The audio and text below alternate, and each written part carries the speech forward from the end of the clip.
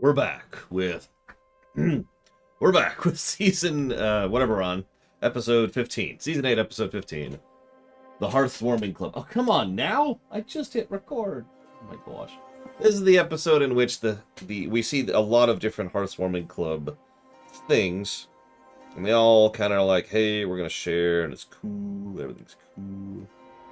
And then the most terrifying thing imaginable happens. I get a message from my mother. And if I don't respond to her, she gets weirded out. Today I was mostly discussing the Dune movie on camera, period. Lots of good discussion, exclamation mark. This is the worst episode. See, I can't do it. I need to be more sincere in my trolling, because that's how you sell it, right? It's like, this was a good episode until, well, we'll get into it. And that's how I should say it, right? And that way you believe me instead of it's extremely obvious that I'm, terrible. Anyways, so, and then the episode lost. It was terrible. No. So we start off with a song, and my first thought is, oh god, not that song again. And apparently the writers agreed with me because they decided not to do the song again. You know, not every creature sings the same way, you know. So they talk about hearth swarming briefly on the off chance you haven't seen the previous episodes. They show the friendship fire up there, and that's why they put it up there. Well, it looks cool. And then we get 2 whole weeks off from school. It's amazing. I don't know how Escalation is going to live with that. The general ribbing is awesome. I kind of wish... No, there's no kind of. I absolutely wish we'd seen more of the Young Six this season. Every time we see them, it's awesome. But from our perspective, we haven't quite had what we need, which is actually seeing them growing closer and becoming friends.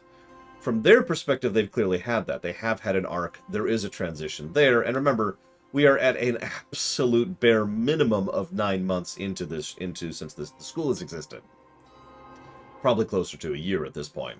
So obviously they have had the time to get used to each other, and they do show it. I just wish we could have seen more of it. Either way, there's a cloaked, mysterious figure who's totally Escalation, and drops, or not Escalation, sorry, not Escalation, Gallus, sorry, and totally dropped. Okay, real talk, my first thought was, okay, well that's either Gallus or Silverstream. That was my very first thought. And the reasoning was really simple. Up. And agile. That's it, just plain basic logic. Yeah, it's not Yona, pretty obviously. And I suppose I should have suspected Smolder as well, but honestly, I just can't see Smolder doing such a petty prank. Doesn't really strike me as her style.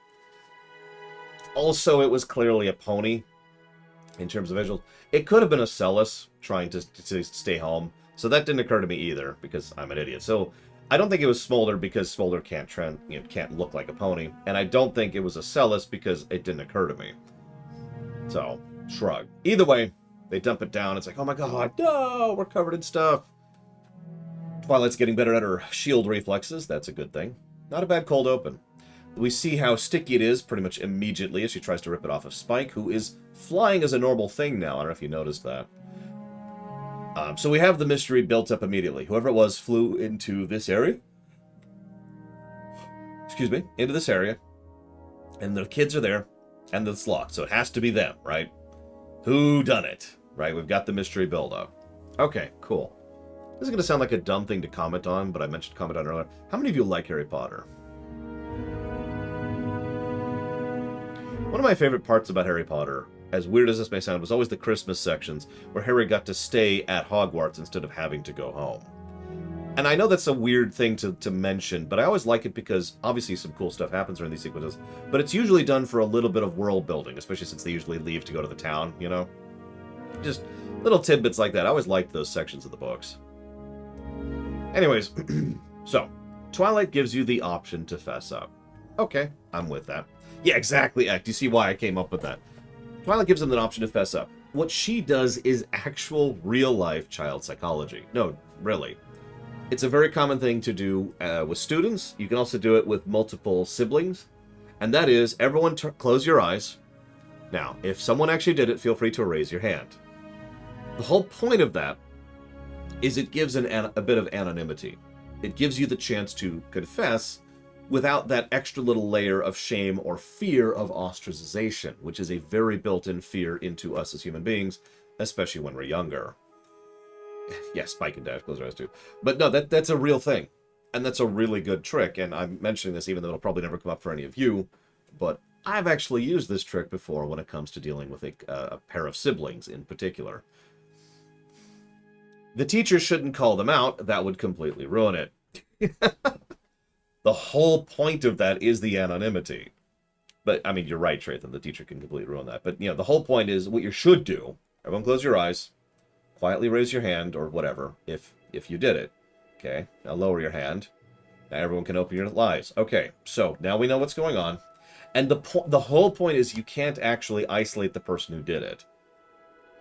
You can't, because otherwise that completely defeats the point, and now you've violated their trust, so now they're going to be less likely to confess in the future. So what you have to do is you have to not tell anyone who did it, and you have to try and deal with the situation in private, away from prying eyes. Now, ironically, what Twilight and Rainbow do in this episode is also a good method of doing that. We're going to bring all of you out, one by one, into a private meeting. That way nobody knows who's actually it, right? Now, if they feel like sharing, that's on them. But this way, no one else is exposing you, right? Interesting little tidbits there. Yeah, especially since they were pretty sure from the beginning who it was. I wasn't quite sure. Until the very next scene. So what Twilight does is she does something that the real-life legal justice system does, which is punishes everyone for the crimes of one person. This is usually referred to as escalation. One moment. Most of them had read the book, yeah, period. Or at the very least seen the miniseries or the original film, period. We discussed some of the differences too, It was interesting, period. Now, allow me to go ahead and say that I disagree with this mentality. The escalation mentality. Because the escalation mentality, first of all, goes a little bit too far, usually, historically, culturally. But second of all, because I'm just against it from a purely philosophical perspective. I would rather 4 guilty people go free to ensure that 1 innocent person goes free than punish 4 innocent people to punish 1 guilty person. That's the side of that line I'm on, rather firmly. Now, I'm not saying that is correct, and I'm not saying that's right. That's my take on that particular mentality. Anyways, so yes, we're going to punish everyone unless you step forward. That being said, this is a much more toned-down version of that than we get in real life, because Equestria is better than real life. So instead of punishing everyone because one person screwed up, or one person, let's call it what it is, because one person violated trust, because that's what usually happens. Instead, what we're going to do is we're going to specifically try to punish everyone in order to give you a chance to fess up. This was part of a friendship lesson. This was part of we want you to have this opportunity to fess up on your own. So you have this chance to fess up on your own, right? As opposed to actually trying to put this as true punishment. Raskor mentions that she was probably bluffing. Personally, I think she was bluffing, too.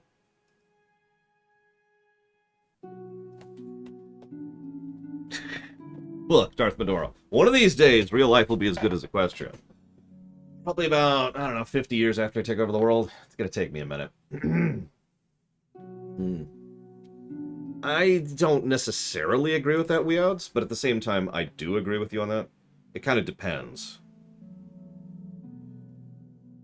As most things do. I will agree if you never do punishment of any kind, then yeah, no, we have a problem. That's normal. You do need to have, let's call it what it is, penalty for failure. There needs to be some kind of consequence. Otherwise, people in general, especially children, will not learn. Right? I mean, because they're impressionable, because they're children, because they're learning. That's how that works. Anyways, I would like to think that she was bluffing. I think she wasn't actually going to punish anyone except for Gallus because of the fact that, let's be honest, they have plenty of ways to figure out what happened without having to resort to a confession. We've seen so many ways in this show where they have access to magic, or basic detective research, or the fact that they could probably just find his cloak in his room. Like, there's lots of options to prove it was him. This was very clearly, we're giving you a chance to fess up, right? So, it doesn't quite apply in the way I was mentioning. It's just thoughts that were bouncing around my head as I was watching it. Anyways, so this is the exact moment. Yeah, exactly. Get Rarity in here. This is the exact moment I realized it was Gallus, because there's this bit where they like, all right, well, I'm afraid nobody's going home until you're back. And they all are like, oh, and every single one of them has this shocked, gasping expression, except for Gallus, who just looks guilty. And that exact moment, I was like, it's Gallus. He's the one who did it. Now, I was right. But I just wanted to share that, because I wrote that down in my notes, and I wasn't actually sure at that point in time, because I'm never sure about those kind of suspicions. But that was the exact moment where I decided I'm going to guess it's him. Anywho, so then they have to start cleaning. Let's make a game out of this. Oh yeah, that is good subtlety, by the way. If I wasn't paying attention to the level that I normally do, I probably would have missed that. So let's make a game out of this. I mean, yeah, there's plenty of games about cleaning. I mean, there's the Viscera cleanup detail, for one example. But another one, of course, is Super Mario Sunshine. It's not actually that hard to turn cleaning into fun. I should know, I enjoy cleaning. And much of how I enjoy cleaning isn't just the results, which is admittedly part of it, but the method by which I clean. And I turn it into a game. It is effectively, okay, I'm trying to be efficient about my maneuvers. I turn it into a tactical exercise, if I'm just going to call it bluntly. So, I want to be efficient. I want to get as much and as thorough cleaning as I can done in as efficient a way as I possibly can. And it turns into a mental exercise, right? Now, I'm boring and stupid, but that's one of the ways that I do it. You don't power wash a Christmas tree. By the way, hi, MTC. I have enjoyed cleaning with my niece, and she doesn't really enjoy cleaning on her own, but when she cleans with me, she tends to enjoy it because I turn it into a game. In fact, I turn it into a competition a little bit. And it's like, all right, so I'm going to sweep this, but if you don't sweep that, I'm going to come over there and do this. And, you know, we're just laughing and joking the whole time, right? You make it fun. That's how you do that. And it's a nice way to do it, to kind of build in those kind of thoughts and memories so that people are more inclined to clean in the future and not turn into slobs. You don't have to be a neat freak like me. But I do think too many people are slobs, and we need to reduce the slob quotient of the world. Or at least of the States. Sorry, I shouldn't speak of the rest of the planet. Anyways, so they start sweeping. And then we get the best part of the episode. This is when the episode grabs me. To kind of reverse that a little bit. So, the changelings... Changelings are my favorite one. I almost hate that they started with this. The changelings celebrate hearthwarming ever since last year. And we get very, very, very detailed instructions.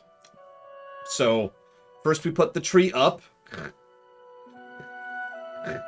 And then we dive into some holiday punch. Sploosh. We exchange gifts. We're not sure how long we should do this. Build a fire. Light it up. Hold up the lamps. And then we sing carols at it. Carols, carols, carols. Carols, carols, carols. Sorry, I was just grinning from ear to ear the entire time. And you know why? Obviously it's funny. I don't know why the bot isn't recognizing the command. This was written by Brian Hofwell. Oh my gosh. Brian. Who's only written one other episode prior to now, which is Surf and or Turf. Another world-building episode, by the way. Yeah, no, so it's funny because they're not getting it right. Ha ha ha. But what makes it awesome, what pushes that extra bit forwards, is two things. One, they're cool with it. They're enjoying themselves thoroughly. And the way Ocelus reveals this and explains this, it makes it clear they're super into it, right? It just adds that extra layer of wholesomeness, so it's not mocking. The second reason is they're changelings. Of course, changelings would emulate other people's culture in their culture. They're changelings. There is a wonderful logic to that, and it fits them perfectly. This is one of the things I love about good world building. You can affix, as a writer, you can affix whatever culture to whatever species you want to. And that can still work and still be enjoyable. But when you go that extra mile to make the culture match the species, match the biology, match the physicality, match the magic or the size or whatever it is that makes them them, that's when you have really good world building. Speaking of which, the next one we have is, of course, Yona. Interesting how they keep the camera on the kids, not the interviews, by the way. Nice little choice for this. So Yona talks about Snail Dart Fest, which I'm not actually sure if that's how that's pronounced. She said it kind of quickly. First, we gather things to smash in a big pile, and then we smash them. And then in the afternoon, we smash them again, and then we sing the Yak song. Yak song. I don't even know what else to add to that. So then we get the perfect tree to smash. Then we build up a whole snow fort, and then smash it. And then we get the perfect moss pile, and everyone else is like, oh, no, we get it, you smash it. She's like, no, of course not. No, first, we make a hair braid. But once again, this is very yak. Think about what a yak is, right? Like, in real life, yaks are tanks. Biological tanks. They are big, destructo death machines. They're very strong, and something like that is probably going to be something that enjoys smashing things. Not literally just because of their strength, but because it's good exercise at that point. So, yeah, no, it makes perfect sense that smashing would be part of that. But at the same time, it also makes very much sense that they would be into building. Notice that they put some real thought and effort into that snow fort that they built. That was not just something they threw together, right?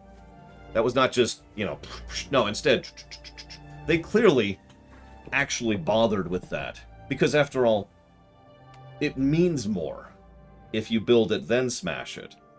And you get that implication that the point of finding the very perfect tree, then smashing it. You don't just smash any tree. You got to find a good tree. You got to build a good fort. You've got to get the good pile, etc., etc. They put actual effort and thought into doing a smashing that works properly, right? And yeah, it does make their land safer, as Weodds points out, which we've already seen before. And now we get to build again. That's great. And again, it fits. It fits the yaks. And of course, braiding. The one thing they do that isn't that. They build something, and then they just happen to have something built nearby while they do some family-related activity. In this case, the first time her hair was braided. And just by the way they show that, there's a big implication that the braids mean something to the yaks. And, of course, the obvious thing, the family connection. That's great. Love that. Then, Silverstream, who loves this, can't smash a bucket. The next one we have is Smolder. This is when I realized just how perfect these insights into culture make sense, because the changelings emulate the axe smash and build, and the dragons are isolated loners who tell stories and have activities related to being isolated loners. As we've talked about extensively before, this is probably something that's not just a biological imperative, but is probably necessary for the continuation of the species. You know, it's the Krogan problem, right? So, the dragons, they like stories about, what is it? I wrote it down. Weak, kind creatures being defeated, and so the feeble and sensitive dragon lord loses the scepter and is forced to live out in the cold just like she used to. Or she used to. No, I'm saying that right. But I gotta mention the Feast of Fire, because that was kind of neat, too. Those gemstones look really good. Is that just me? Look, I swear I'm human. I've got human stuff on me, so you can tell I'm human. I would eat the hell out of those gemstones. Anyways. Now, I was wondering how they were going to handle... I can't even remember his name. The pony. There, I wrote it down here. What do we got? What's his name? Sandbar.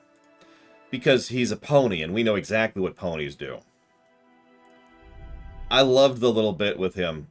The day my doll almost fell into the fire.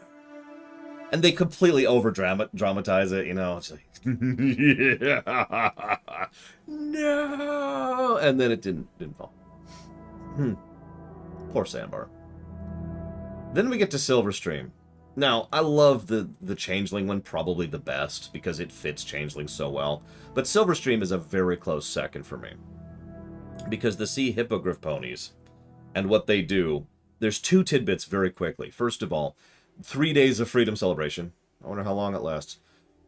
It used to be only 1 day, but ever since the Storm King, they added it to 2. Now, at first, you'd think, why 2? But she then explains perfectly why 2. Also, we do need to add a continuity counter. I mean, they literally show the freaking king. Hang on, where's my continuity counter? There it is. So let's add that to the list. Ooh, there we go. Yeah, Board of Tourism. That's the first thing right there. That makes perfect sense. Now, granted, all of the cultures are to some extent or another reaching out to the other cultures. We've talked about this before. But of course, the sea hippogriff ponies are the ones who'll be doing it the most. First of all, they already have a cultural connection to the ponies. It's right there in the name. But second of all, they have been under horrific oppression for a fairly long period of time. So while the dragons haven't really had a golden age, they've been fine. The changelings are kind of the other one, actually. So the changelings and the sea hippogriff ponies are the two groups who have the most interest in reaching out as hard as possible. They desperately need those extra-national connections. So of course they have a board of tourism. They want people to show up there and enjoy their culture and spend their money to help keep them going, right? Yeah, the Acts kind of are isolated, but eh.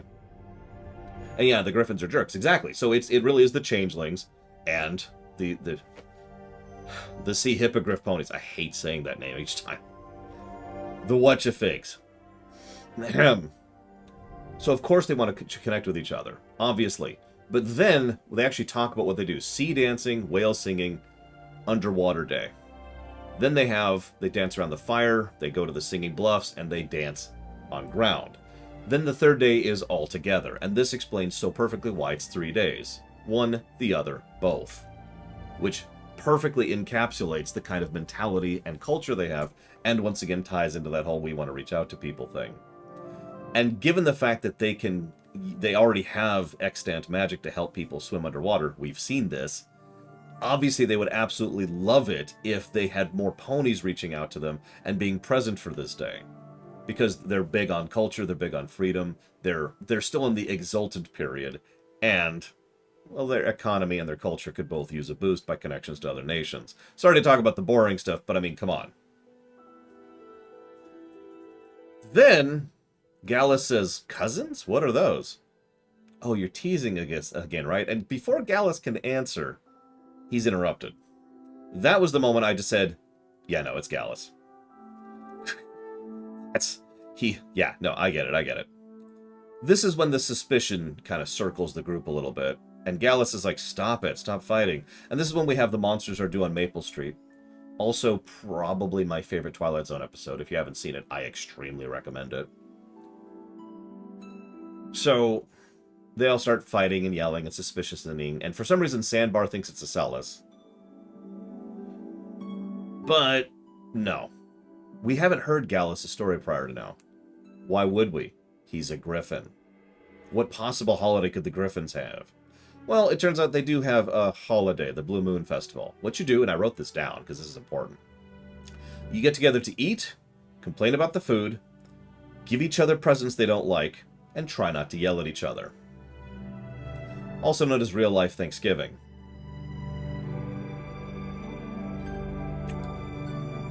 We also find out that Gallus is an orphan.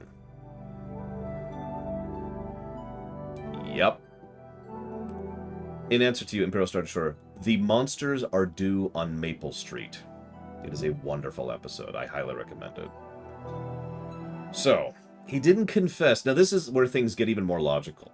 I was wondering why Gallus wouldn't confess when the crime was yielded, but he reveals it perfectly. He got exactly what he wanted. All of them are banished here for the... Banished the wrong word. All of them are stuck here, so he gets to spend Christmas with his family, exactly like he wants to. Perfect! And then they start getting suspicious and arguing with each other. Not perfect. The action actually destroying the very thing he wanted. Now, this is still let's be honest with ourselves, a selfish mentality. But it's an extremely understandable one. I want you to do me a favor and imagine for a moment something you have right now that you enjoy. Just doesn't matter what it is. Picture it, okay? Maybe it's regular internet access. Maybe it's the ability to play certain video games. Oh, does he Wii Outs? That's pretty cool. Maybe it's a certain type of food access. Maybe it's friends or family. It doesn't matter what. And you don't have to tell me what it is. Now, I want you to imagine that you never had that until now. I want you to imagine that absence, okay? For the majority of your life, until one day you receive this and you never even realized how much you wanted it because it was never something that was a part of your existence. And now you have it. Of course you want to hold on to that. Of course you want more of that. Of course you don't want to lose that, even for 2 weeks.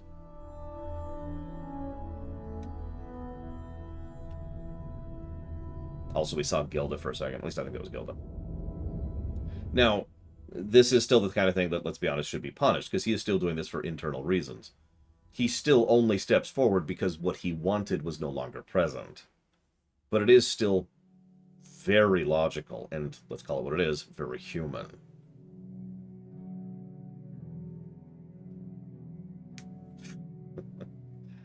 Now, I'm going to tell you a little bit of a story, if you don't mind. Several years ago, something happened which just kind of weirded me out a bit. I went to Christmas in Vegas with my biological family. It was an enlightening visit. I'm not going to go into specifics because it doesn't matter. But the relevant point is the entire time I felt like an outsider and a loner.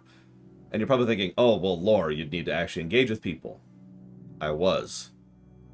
I am an extrovert. I am someone who absolutely is I like to talk and engage with people person. That's me, right? In fact, I also have good hearing and good distinction in my hearing. I was paying attention to everyone's conversations, and I would just kind of jump in trying to get a part of conversations, and I would either be ignored, or someone would acknowledge me and then ignore me. In no way did I feel like I fit in there with anybody. Flew home, terrible flight, because of the problems I've actually mentioned before. Get home, and go over to do a little dinner thing with my sister. How do you think I felt there?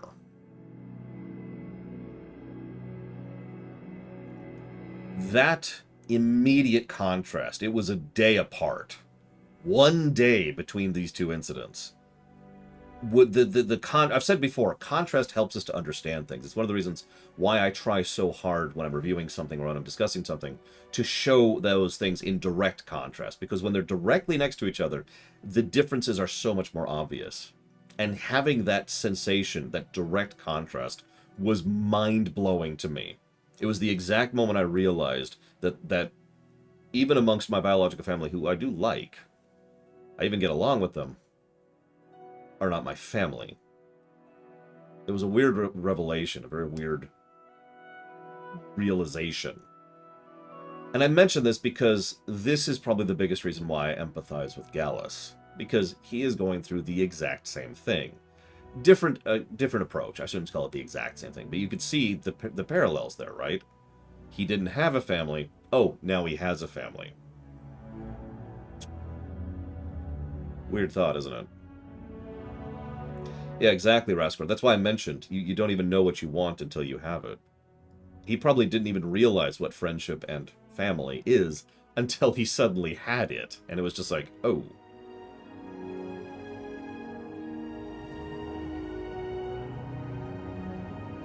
And then we hear the story about the time I almost spilled grape juice on the white couch.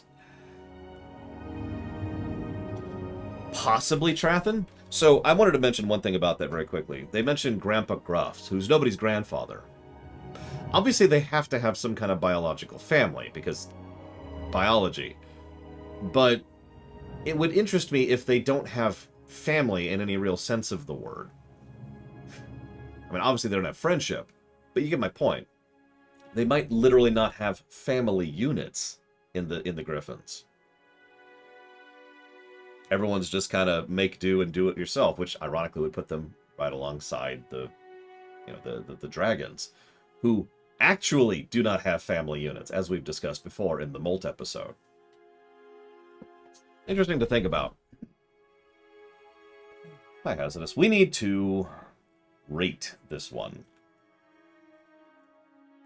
So I'm thinking maybe blue. I don't know.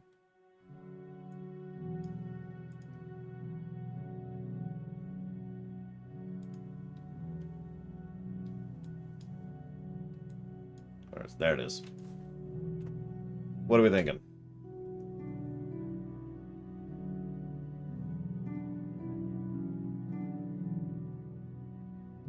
No, absolutely, Ross. I'm seeing a lot of people saying red.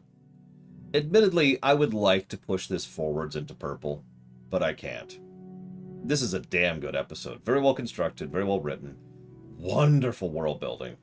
But I don't think it has that extra little oomph necessary to push it into violet. So, I think I agree. Red. Whoops, wrong button. I agree with hitting the wrong button. They changed how Google Documents does colors. They literally moved it. It's irritating. And there's no option to put it back that I can see. It's just go away. Whatever. That was a damn good episode. Our next one is over here somewhere. I already wrote it down in the document. There it is. So this is by Kevin Burke and Chris Doc Wyatt, the next one, Friendship University. Now, they've written an orange, The Times They Are a Changeling, and 2 yellows, Viva Las Pegasus and Pony Point of View. So, this will be interesting. I know nothing about this, but we'll find out about it in about 25 minutes.